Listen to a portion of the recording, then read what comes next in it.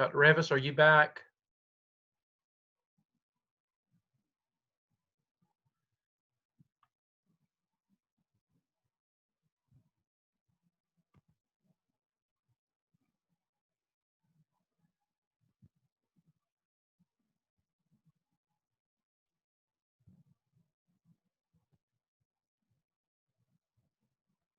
Okay. People are still coming online, and Dr. Revis was having some technical difficulties. She was going to go out and try to come back in, so let's see if it made it better for her.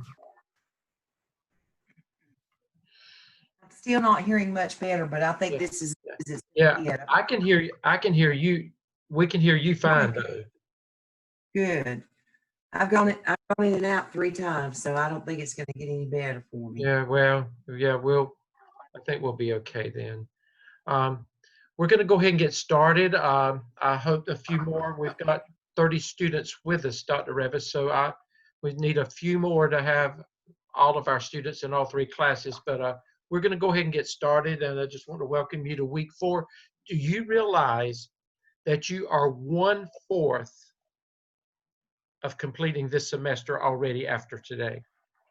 1/4. My, how time flies. Now, I don't know, I can't see everybody, but remember the first week, the first night, how Dr. Revis and I talked to you about, hanging in there, don't give up, give it 3 or 4 weeks, and after about 3 or 4 weeks, all of this will start coming together. It'll make sense, and you'll understand. I don't know I hope that somebody just chime in. How many have found that has been the case, that for the most part over the last week up until this time, that any of the insecurities that you had, that you're not quite as insecure anymore, that things are beginning to make sense? Just shake your head. Okay, shake your head if yeah, I thought so. And I've heard, Dr. Revis, from a lot of students, when we have been able to communicate, they're saying now it's beginning to make a lot more sense now.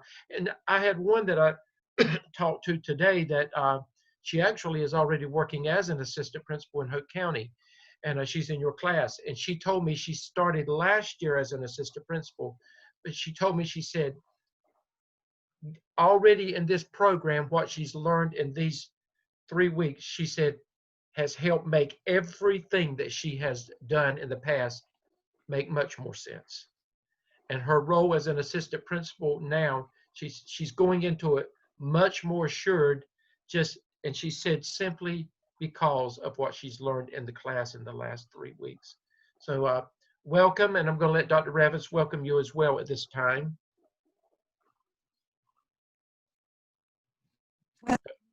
Can you hear me, Dr. Revis? You're okay. We're losing you. We're losing you again. Sorry, I had myself muted. Well, welcome back, and welcome to your 4th week. And I'm excited that you are starting to feel more comfortable about the class and the pace of the class. It is a fast-paced class because you're in an accelerated program.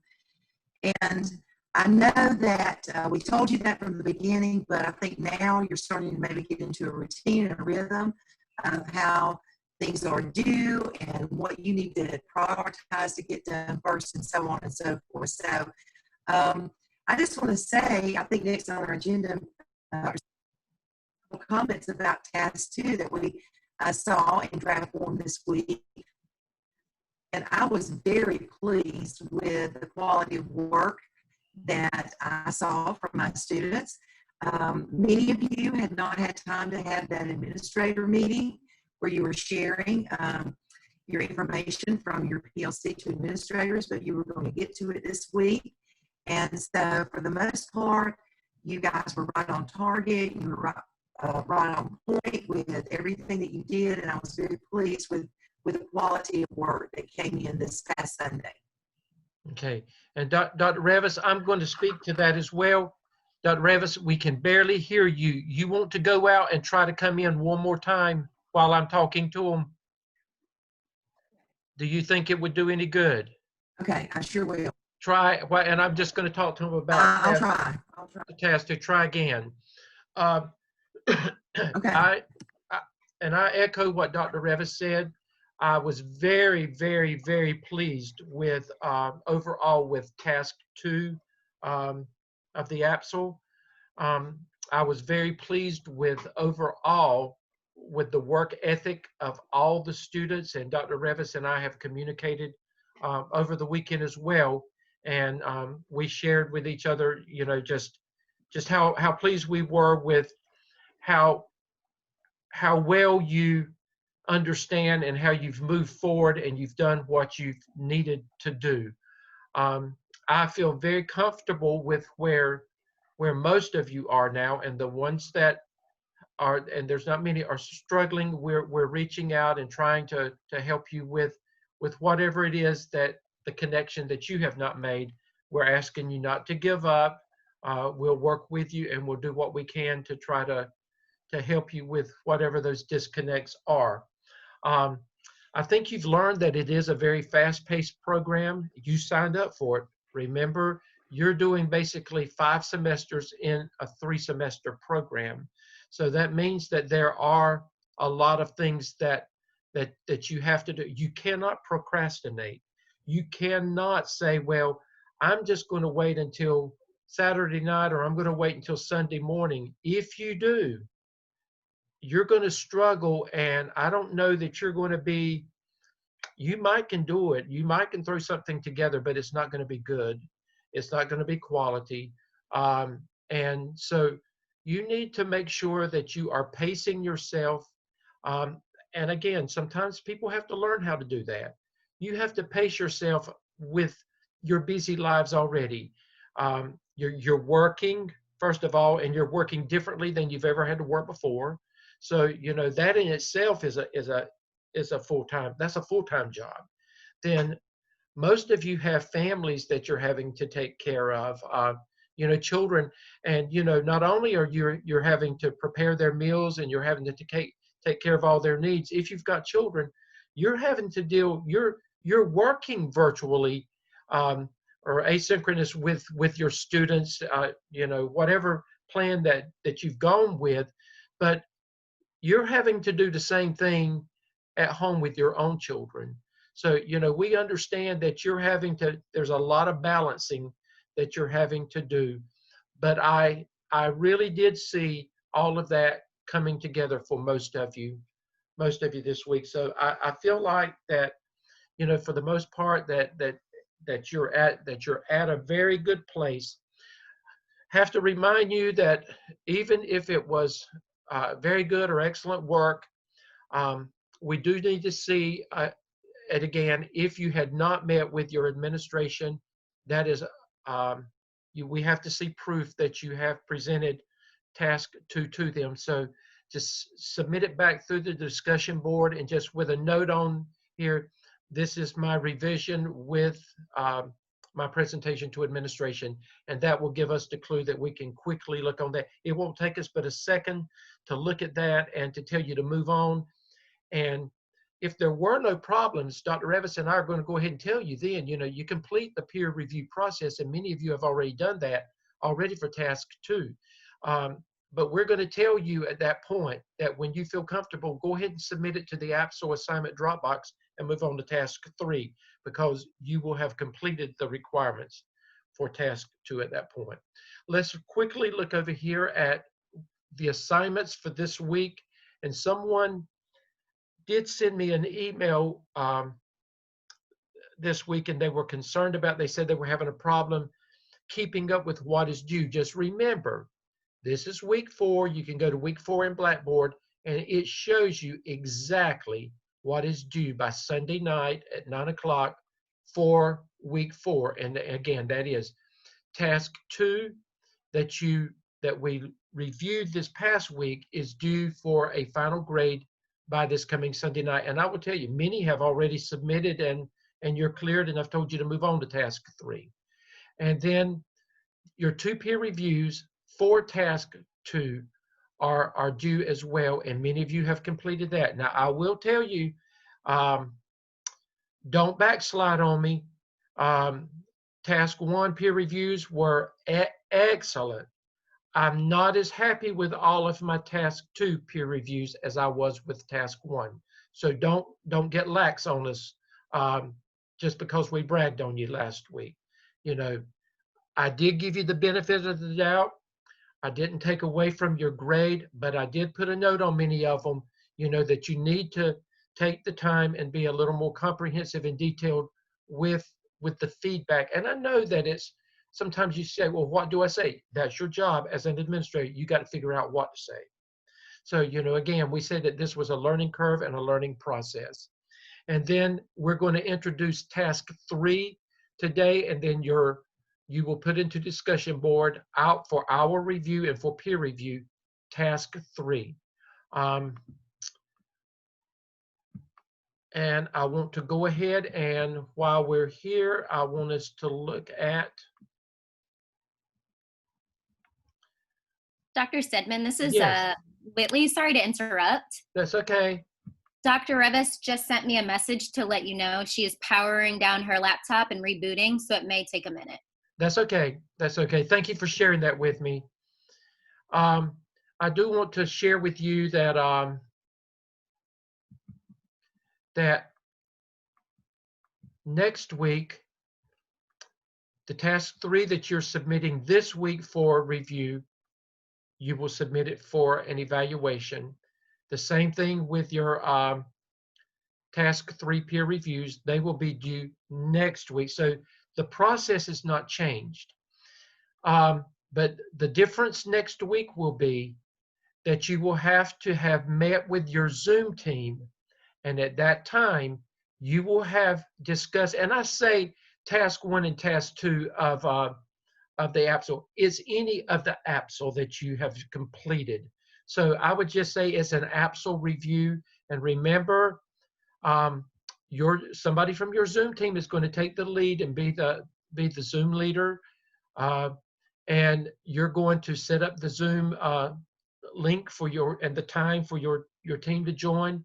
And then you're going to have a good scholarly discussion about what the APSL, what you've learned from the APSL, lessons learned, and you know, and then look at what has to be completed with the APSL as well. And you can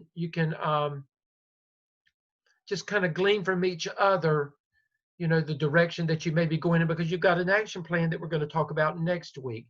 It's okay to go ahead and look ahead and talk about that action plan when you do this, and you know, how anything that you want to talk about with the APSL development. And remember in this as well that some of the readings that you're doing, that this is an opportunity to share some of the literature and the research that's out there based on the readings that you've done when you are doing these scholarly discussions. You'll have opportunities to use that as well. And then next week, it's no different. The APSL Task 4 that we'll discuss next week will go in for discussion board.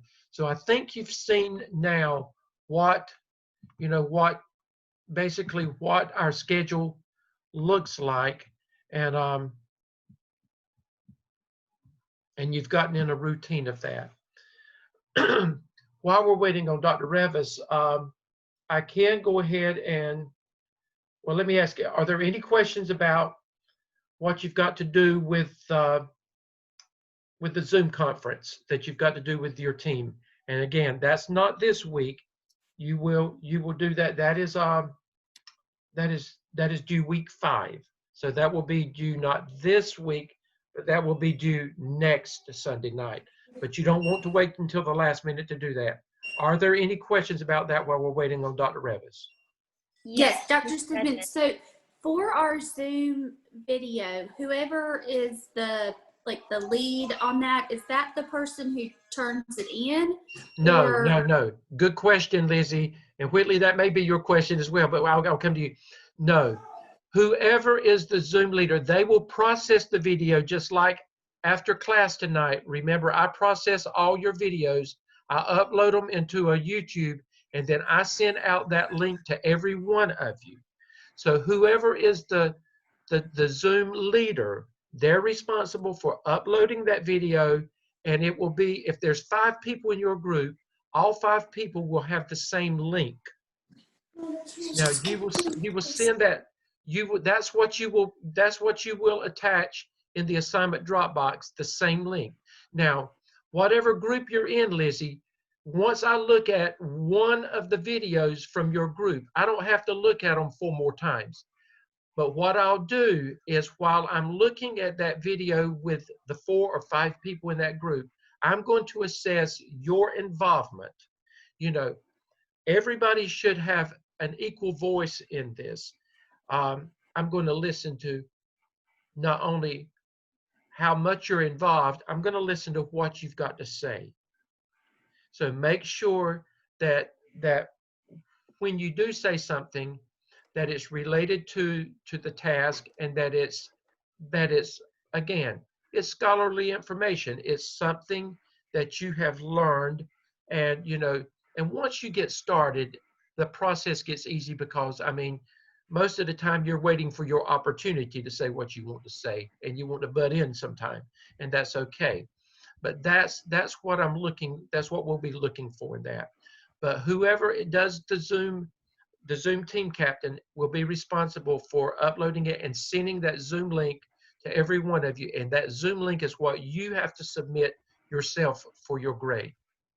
And then So the link is all we for need. the We link, don't have yes. to. Yes. Okay, I just wanted to make sure there wasn't like a writing that went with it. No, you don't. There's no writing that you have to do to that. It's just the link. We're going to assess your verbal involvement and your collaboration as a team. That's what we're assessing. Okay, Whitley, what was your? Yes, so on the peer review feedback template, are we to include that YouTube link where it says link for task 1 or task 2, or Yeah, where? yeah, that's where you are. Yes, I think it's at the very bottom of It's at that. the top here. Yeah. Like No. that piece? You don't have to submit. Let me come down for just a second while we're waiting for Dr. Revis.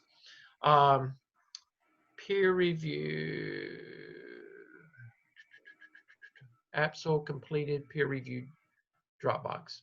You go to your APSO completed peer review Dropbox.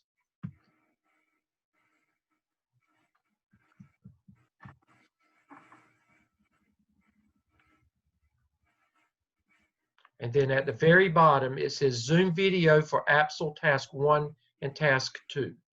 And we're just saying task 1 and task 2. It's just your Zoom video for the APSO. And this is where you will click on that, and then it will tell you what to do, and you just attach your video link there. Does that answer your question? Yes, it does. Thank you. Okay. Any other questions? Yes, this is Tamika. Good afternoon. Hey, Good Tamika. evening. Hello. My question is actually for task 2. I will submit my data to my principal actually tomorrow, and I plan on videoing that meeting. How do I submit that, or do I need to submit that? Yes, you can submit that when you complete your work. You can do that as an attachment with your task. Well, what you do, when I send the Zoom links out to you after tonight, when I send the Zoom links out, remember I send it in an email. Yes. And that's the same thing you can do. You copy it and you can paste it into there as a link. But now and that's all you have to do when you do your narrative work that you've presented. Put it down there with the agenda. But now make sure that, because we're not going to click on that link probably, just make sure that if you did a presentation that you have an agenda, or if you did a PowerPoint, just the frames of your PowerPoint to go with it. But the link is kind of like icing on the cake if you add that as well. Okay, thank you. Thanks, Tamika. Dr. Revis, are you with us yet? I am. Okay. Sorry. Okay, that's okay. I need to off of Tamika. So after I give my presentation this week, do I need like written communication or anything that I need to submit, or do I just make sure that I have the screenshots of the PowerPoint and the agenda? If you want to say anything, you can, but after you have put the most pressing need is, right after that, you can include anything you want, or you can add it to your appendices section. Either place is fine, as long as we can clearly see that you have presented to your administration. And again, it doesn't have to be long in detail, but you can tell it, you can give us what you want, you know, in that part. Okay. Okay. Thank you. Okay. I'm going to pull up, let me see, here we go.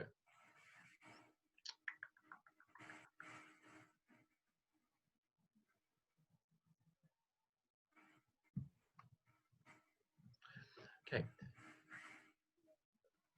Task 2, the last thing that you did with task 2 at this point, you said the most pressing need is. So at this point, you have identified this is our identified problem. Now, you've identified the problem. What you going to do with that problem? It's kind of like going to the doctor, and you go to the doctor and the doctor says, this is what's wrong with you. Okay? Well, what if the doctor just sent you home and just said, well, now this is what's wrong with you and that's it? You didn't go to the doctor for that, did you? You went to the doctor to find out what's wrong with you. Now, doc, what you gonna do about it? How you gonna fix my problem?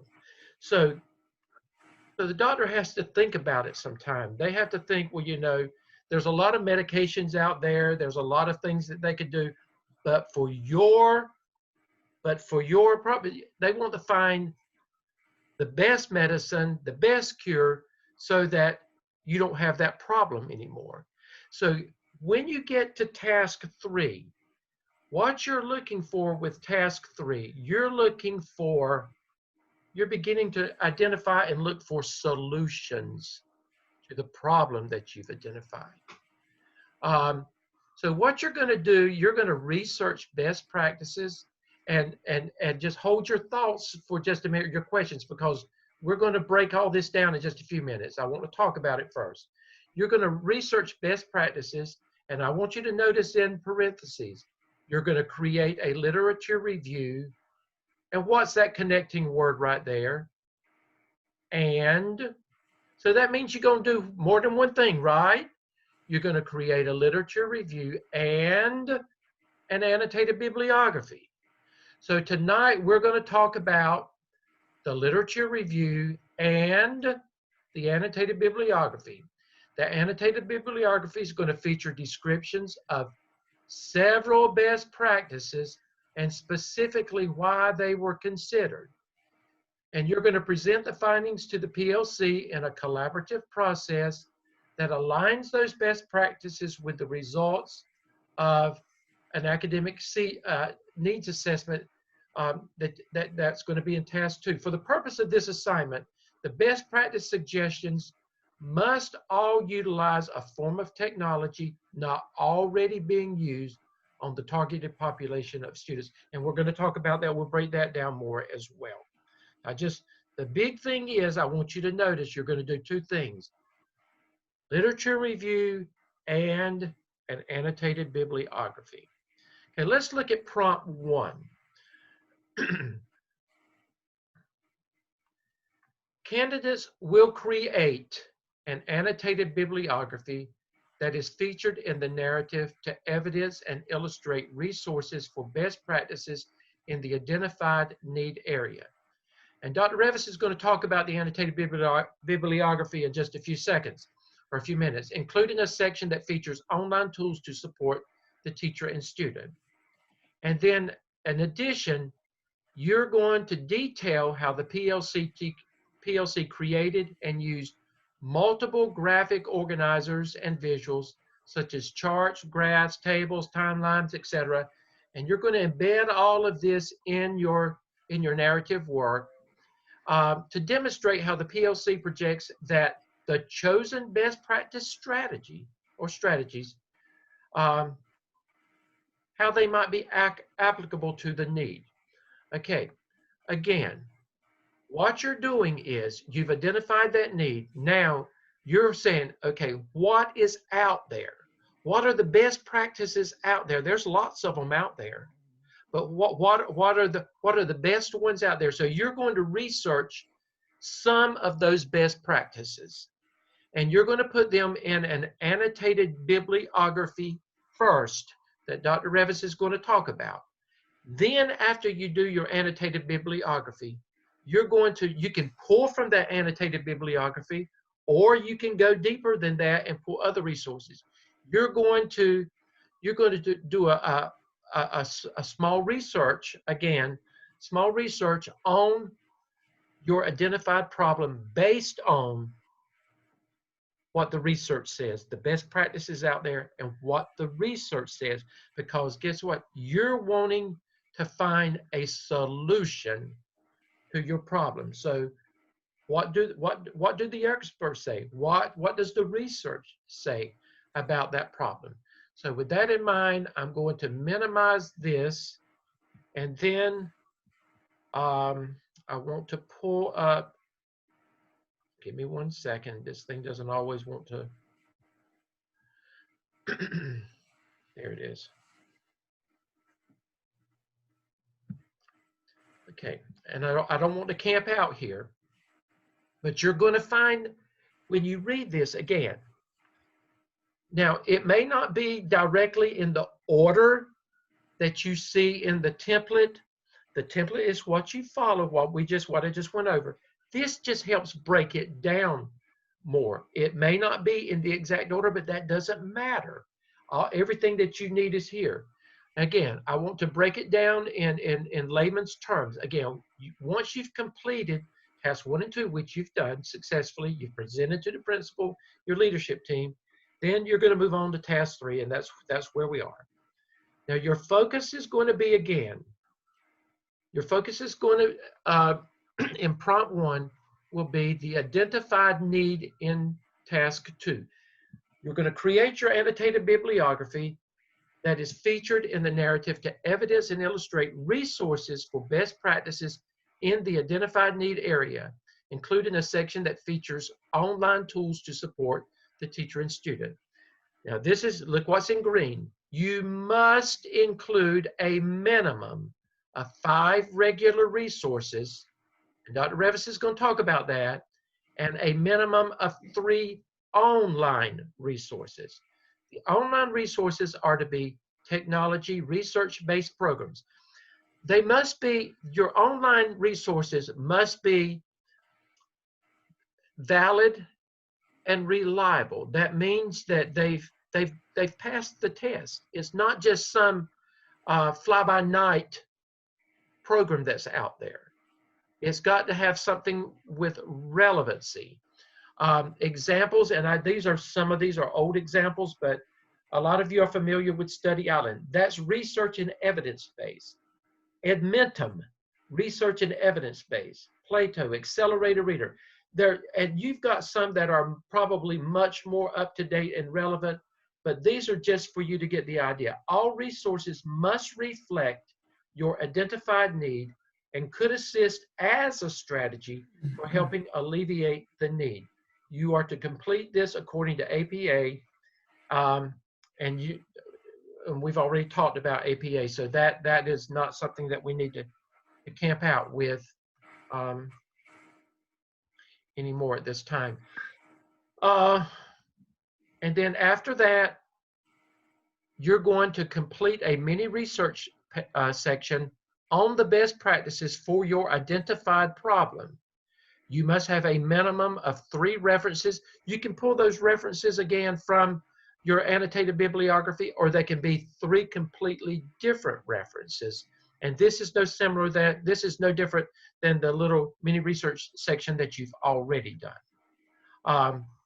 Once you do that, now those online resources, once you dig into that, let's say for instance that if it is Study Island, I'm going to use that for example. when you research Study Island and you click on Study Island is going to go back and give you all of the history, all the details, all the research, everything that you need to know. Embedded in Study Island, when you search it online, embedded in that, it already has provided for you all kinds of visuals, all kinds of graphic organizers, all kinds of charts, all kinds of graphs, all of they've done all the work for you there to prove, when they try to sell their product, they want to show you, we've done all this work, it's valid, it's reliable, and this is why. So you go in there, and if you decide that Study Island is one of the the route you're going to take, then guess what? You're going to pull from that information that's going to further explain why you feel like this instrument is going to help solve your problem, your identified need. And you can do that with anything. You can't just say, well, this is what I'm going to do. You've got to tell us why you're going to do it, and you've got to show us. This is the proof right here. Show us why you think it's going to be something that will work to help alleviate the identified problem that you've had. Then again, you'll always have a reference section, and you'll always have an appendices.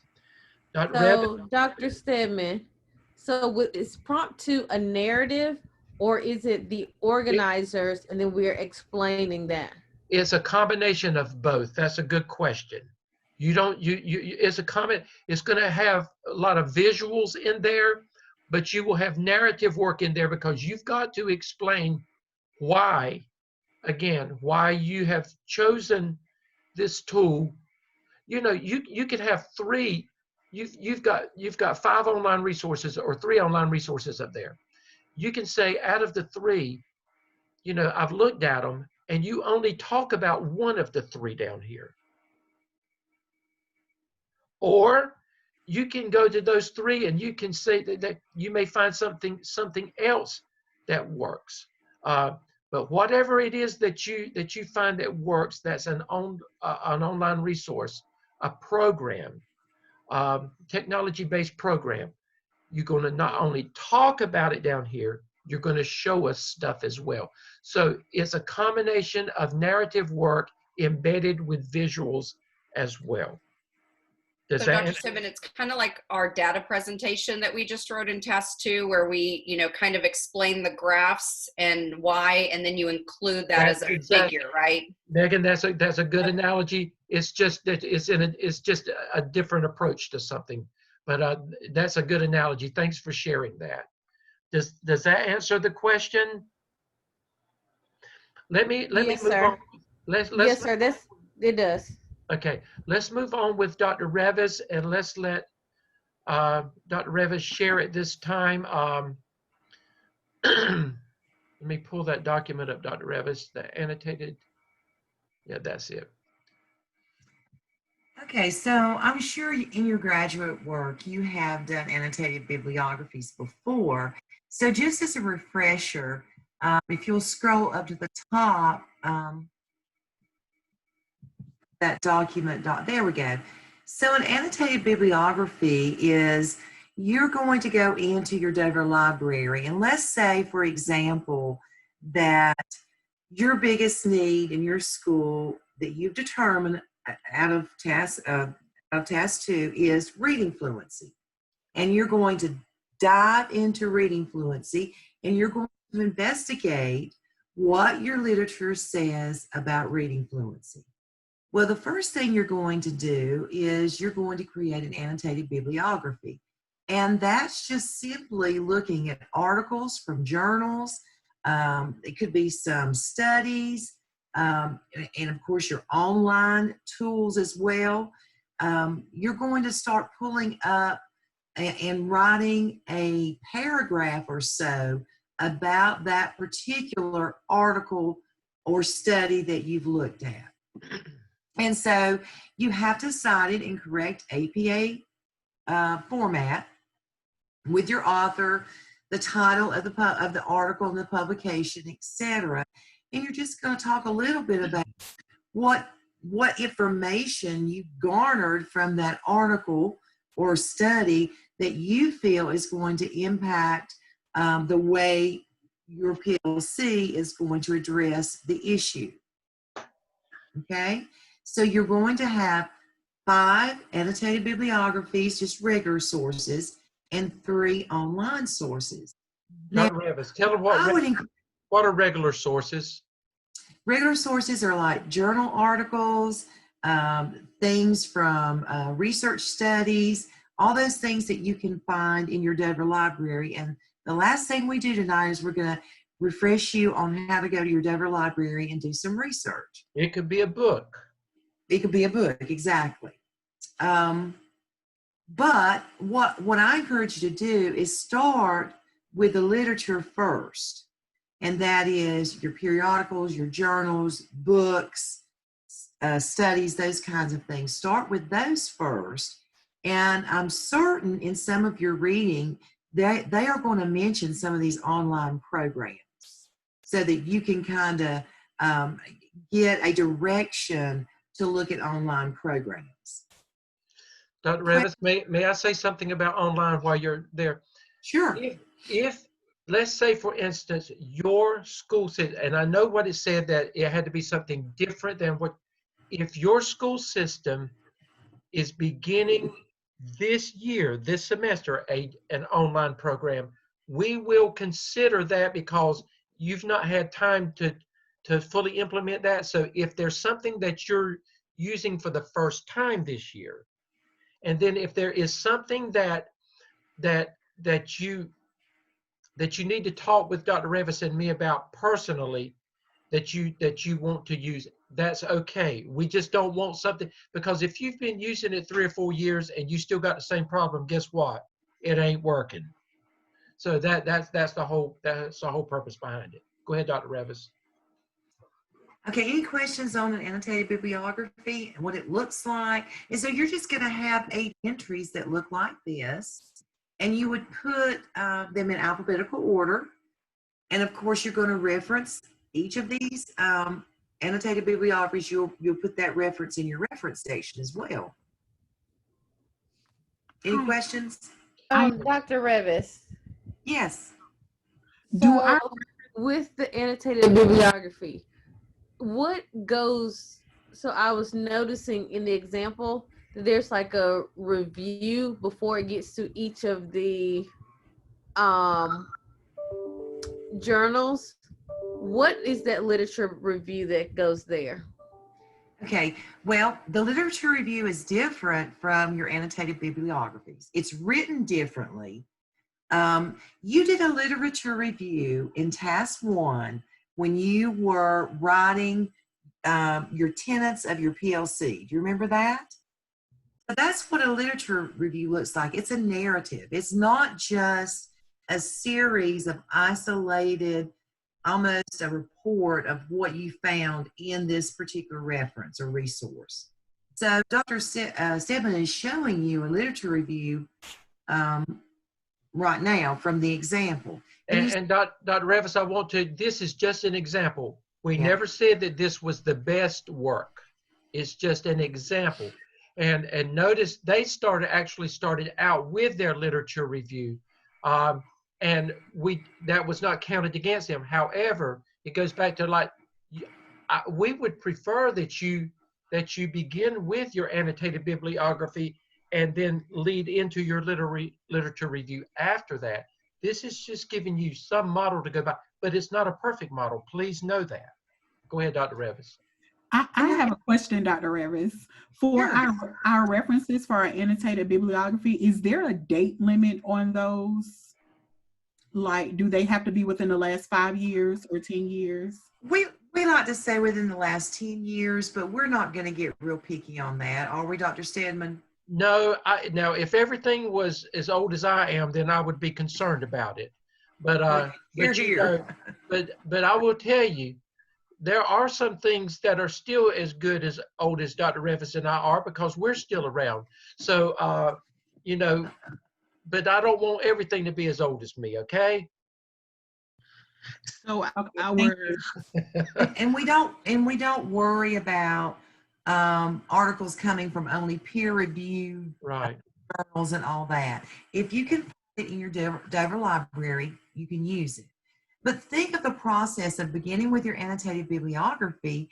You are delving into the research on your problem, and then you're writing short snippets in your annotated bibliography from what you gleaned from your research, and then you're going to use that to write your literature review. Does that make sense? And so then you write your... So it's a literature review, like a summary of all of the 8 things that we found? No.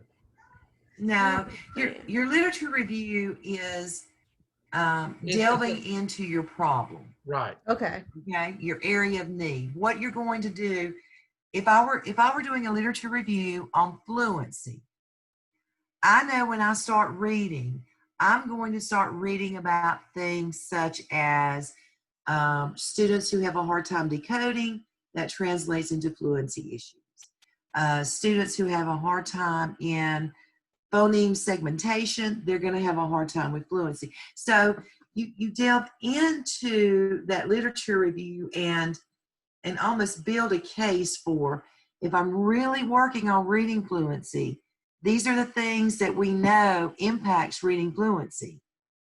And you're going to get some of that through your annotated bibliography. Your annotated bibliography, I like to think of that, those are your solutions, possible solutions. Problem. Your literature review is more about diving deep into your area of need and looking at what the research says are root causes of the problem, if you will. Okay. Right. Remember, I used the analogy earlier. I said you've identified your problem in task 2. Now you're looking for solutions. Okay. Once you do your annotated bibliography and you've got your references there, then you can kind of consider these are all the medicines that you could take. And so you got to talk about the medicines. You've got to talk about the things that will possibly help get you well, solve the problem. So once you do your annotations and you do your references, then those are possible medicines or possible solutions for your problem, and your literature review is going to talk about that. So Dr. Stebbin, if our principal has already kind of told us what she wants our solution to be, so like mine wants to implement a guided math model.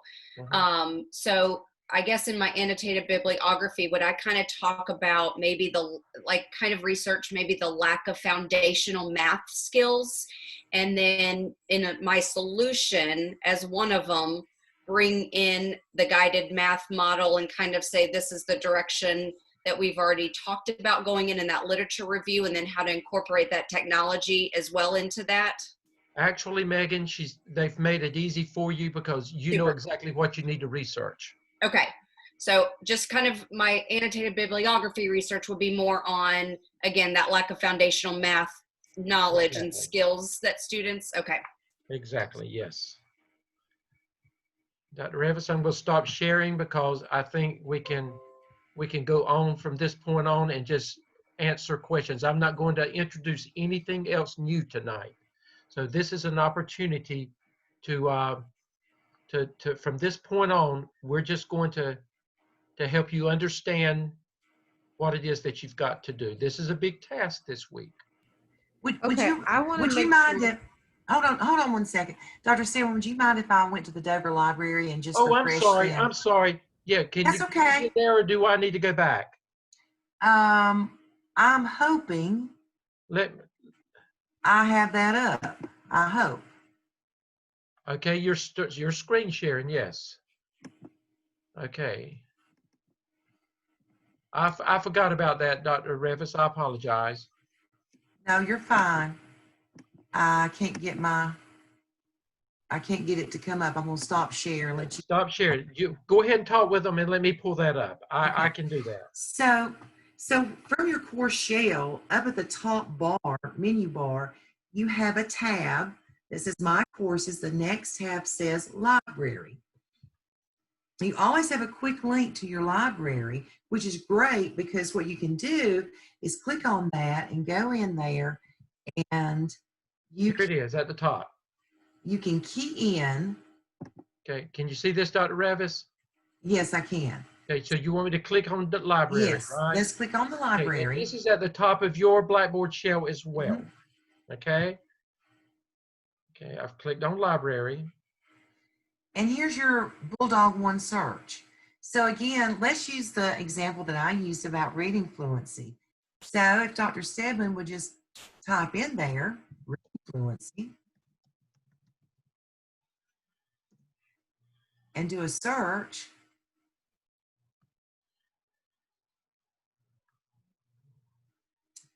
magically, lo and behold, appears.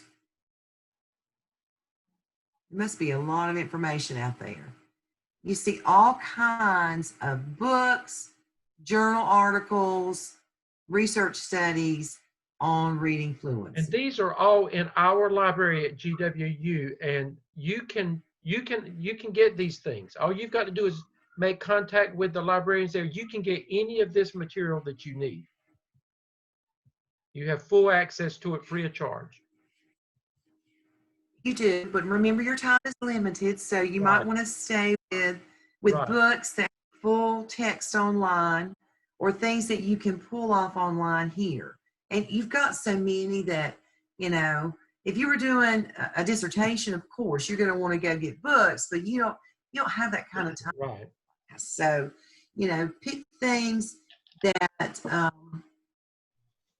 you know, look, there are lots of articles here, and each of them have a little bit different twist to them, but pick something that you think best suits your school, grade level, and your topic and your area of need. And you can specifically tell it when you go in there and do your search. You can say, I want a periodical, or I want a book, or you can specifically tell it what you want. And please know, the media people at GW are wonderful. If you can reach out to them, and I promise you, they will respond back to you almost immediately. So if you have any problems searching for anything, feel free to reach out to them, and they'll be glad to help you.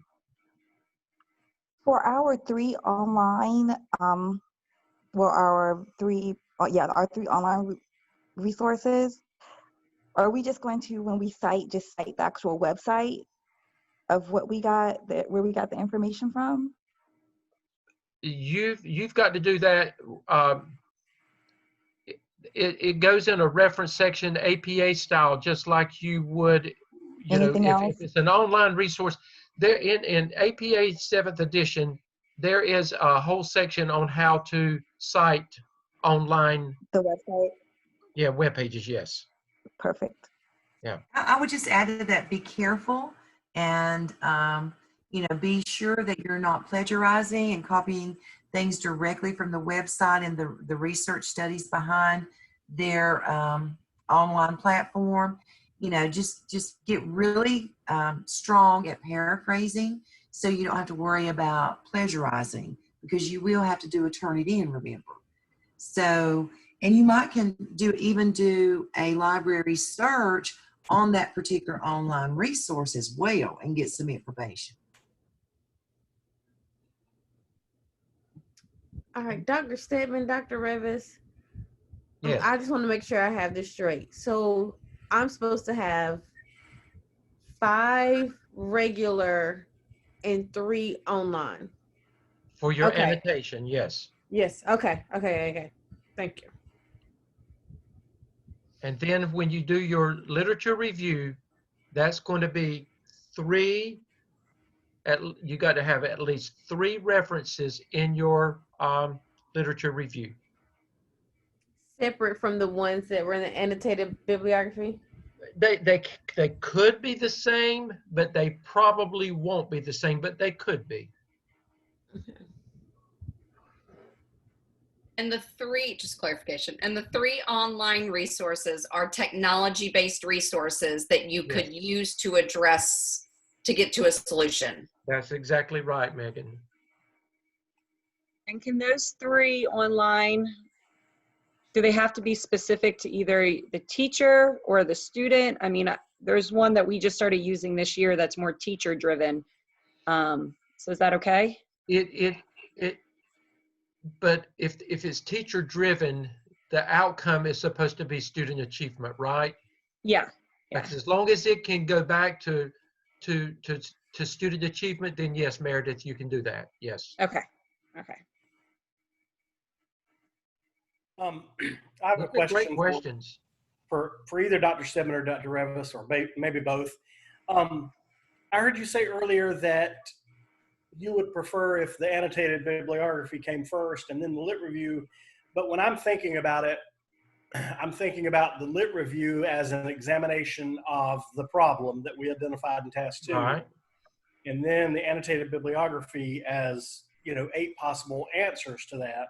So it seems to me like it would flow better with that review first. With different people, Joel, I have found over the 9 years I've been doing this, I have found that some think like you think, others think like I said. So that's why I said we're okay either way. What works for you and what's comfortable for you, as long as we've got it in there, we're okay with that.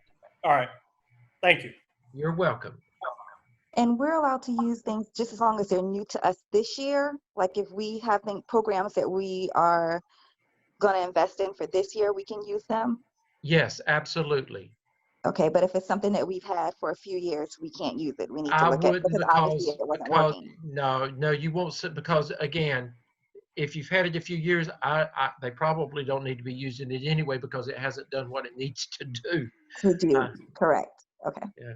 So, Doctor, remember, you're going to take your findings from this information to your PLC, and you guys are going to look at all these possible solutions, if you will, and decide which one or ones that you're going to propose to adapt or adopt in your school. So, Meredith, since you guys are doing something new this year, that's a no-brainer to me. That's the one that the PLC probably is going to narrow down to. Yes, Dr. Stedman, I think for us, we just started iStation, I think last year for 3rd grade, and my need is 3rd through 5th. So is that okay to use the iStation because it was yes, that is one solution. Yes. All right, thank you. You're welcome. Well, I just looked up a resource that my school is using, and I thought maybe other people would want it too. But we were looking for digital online books for our kids, and it also has some books for adults as well. It's called Open Library, and it's all digital books that we could probably use for our resources. Can I share that link in our chat? Yeah, thanks, Stephanie. Thanks for that. And you know what, guys, because of what we're dealing with now, you're going to see more and more and more of this coming out very soon because, I mean, we've got no choice.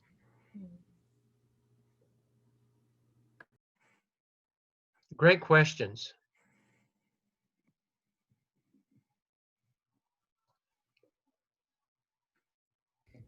So, are we pushing our PLC members towards an online program?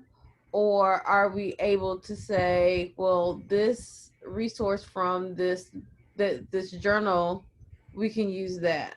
It could be a combination of either or both, Joy. Okay. And again, this week, this task is more you than it is anybody else. Now you're going to share, and you can glean some ideas from your PLC, but don't sit around waiting on them. This is more you than it is your PLC this week. This work is. Okay. You're really going to find things and you're going to share it with your PLC more or less. That's what you're going to do this week. Remember, you're the leader. So, Dr. Stedman, the annotated bibliography, that will be part of your, that'll be in your reference page as well? You part of your reference page? Absolutely. Okay, okay. And someone sent me a message this week or yesterday, and they said, Dr. Stedman, about our appendices. They said, well, we put all this stuff in the body. Why do we have to put it in the appendices? Well, part of it is because Gardner-Webb requires it. Secondly, it's a part of the final submission when DPI looks at it. And I know sometimes all of this seems redundant, but it's necessary. So just know that we understand, but the redundancy is important. Do we have anybody who has a question on the graphic organizers, visuals, and charts that you need to include with your task? Okay. Yes. Remember we told you that let's say, for instance, iStation. Somebody, I think more Lisa mentioned iStation. If you go to the website and you research iStation, when you dig into it, iStation is going to give you a lot of information about iStation. It's going to give you the research, the valid research, the reliability of it. You're going to see the studies. You're going to see charts and graphs and information. Now, you can't pull it all. You pull what is relevant to what you need to present and what you need to show. You have to pick and choose from that.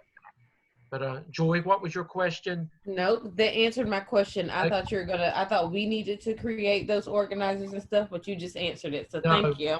No, don't reinvent the wheel. And we only have to include graphic organizers for the program that we choose. Yes, Joel, that's it. The ones that you're going that you think is going to be a solution, because I mean, you've got 5 down there. You don't have time to break all 5 or 3 of them. You don't have time to break all 3 of them down.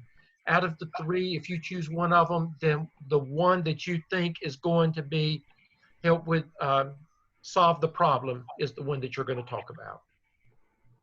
And that is in prompt 2, correct?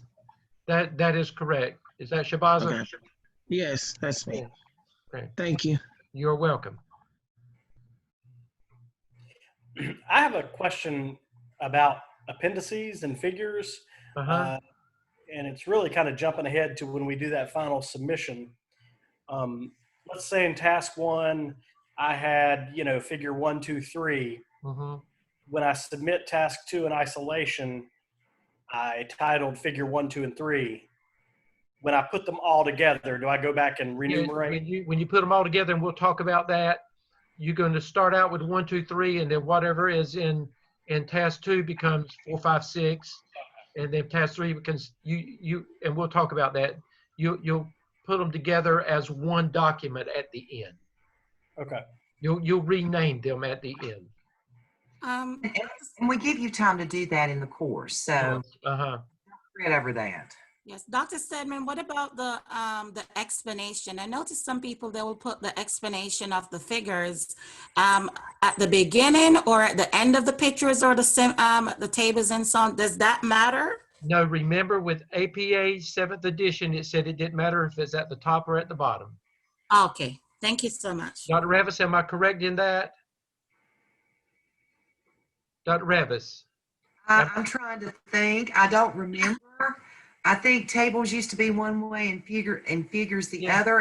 Both the same now, but I can't remember if it's top or bottom, but I don't think it's either. I think there's one way to do it. Yes, and some people also italize it. So just wanted to know, what's the correct format moving forward. Right. I will try to look that up for you guys and send you that information. Thanks for that question, Tamara.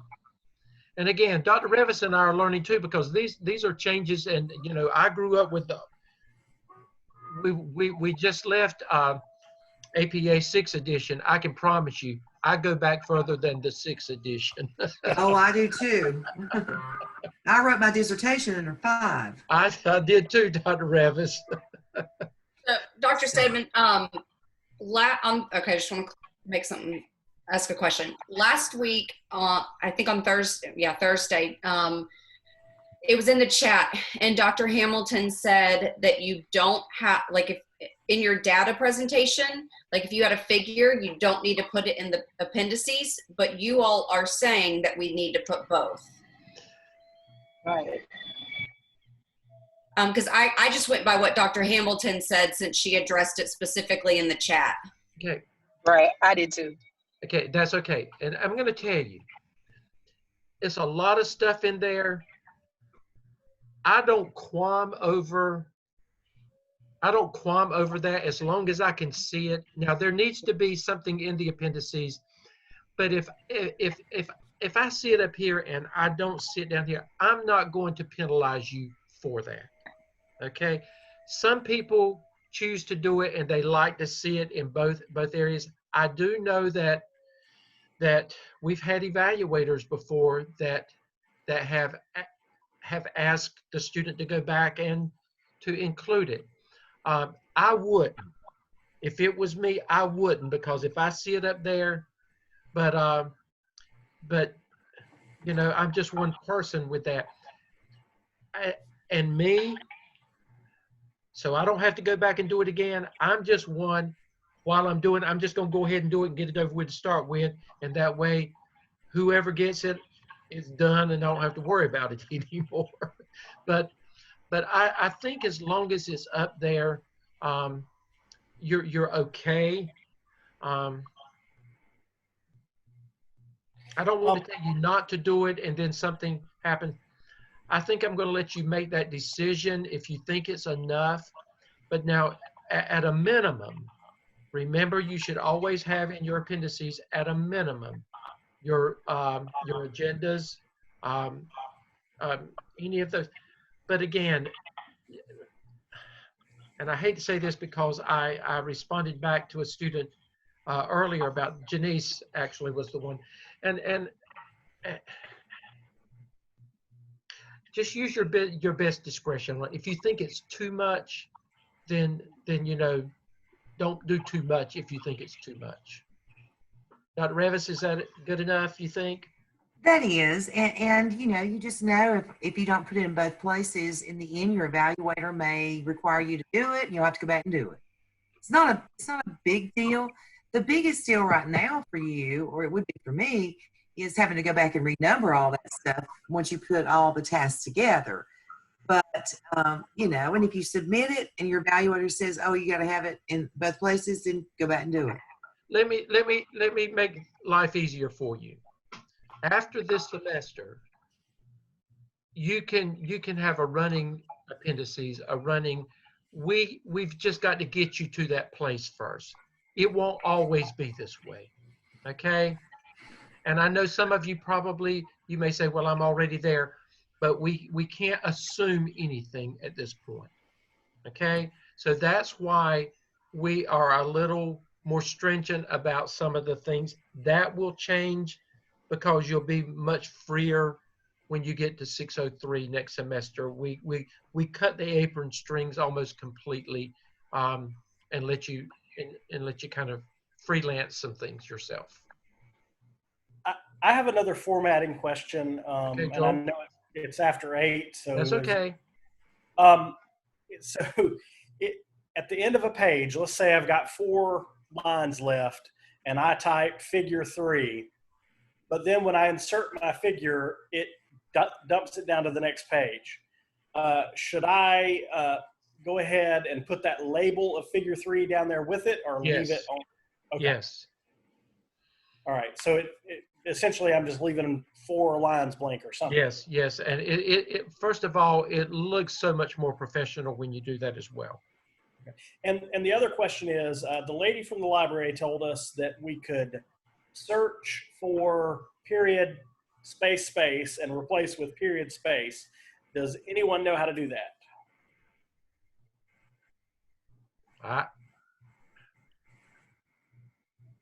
Say that again, because you lost me.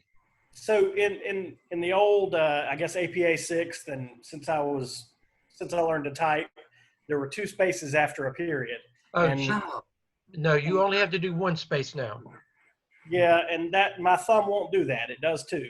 So the lady from the library said that there was a way to, I guess, select all the text and then search for the period space and replace it.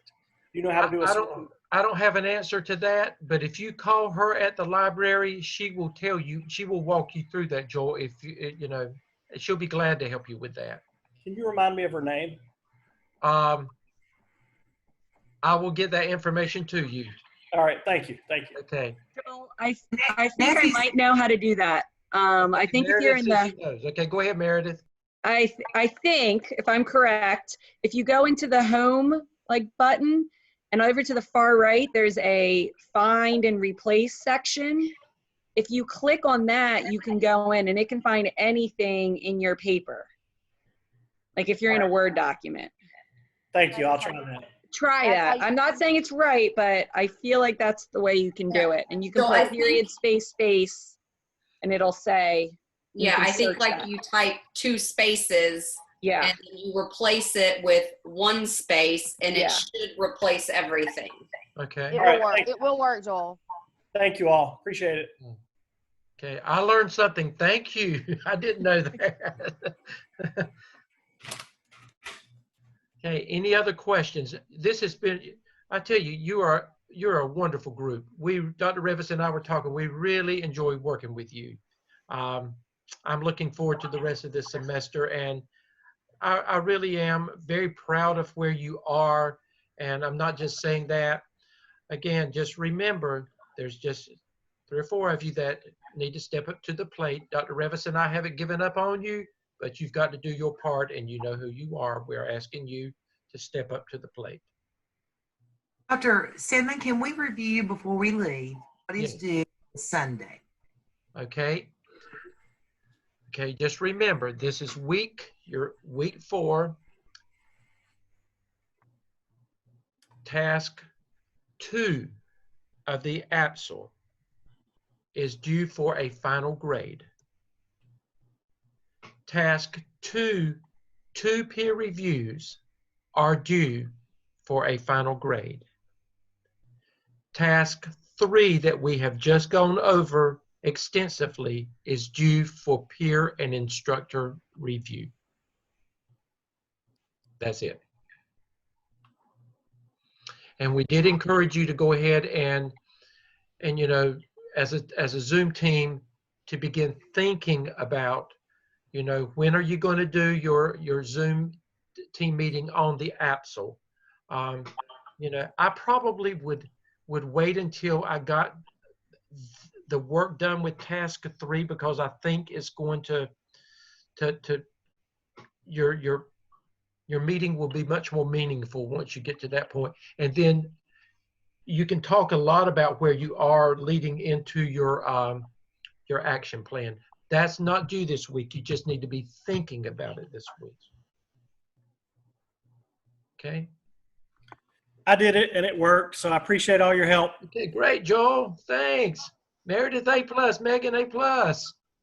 And thanks, Evan, too. Appreciate it. Yeah. So we're done now for the semester, right? We're good? Yes. Thanks, guys. Dr. Revis, anything you want to say as we are bringing closure? I don't think so. I just want to say, guys, you've got a lot of research to do and quite a bit of writing to do. So I'm going to challenge you after we close out tonight, go ahead and pull that library up and start looking at some sources, because you're going to have to read through several things before you select your sources. And then after we have a Zoom session Thursday night, and we're going to be Dr. Lamb's going to really do a great job with introducing you to EVOS in a way that you've never seen EVOS before. You may have heard about it, you may have worked with it. He's going to blow your mind with some of the things that he brings out. And then we've asked Dr. Hamilton, Dr. Crawford, and Dr. Tobias, who are acting principals, to just spend about 3 minutes each telling you how they use EVOS as a principal at their schools. to move towards student achievement, better student achievement. Okay, well, good night, everybody, and we will see you on Thursday night. Thank you. Night. Good night.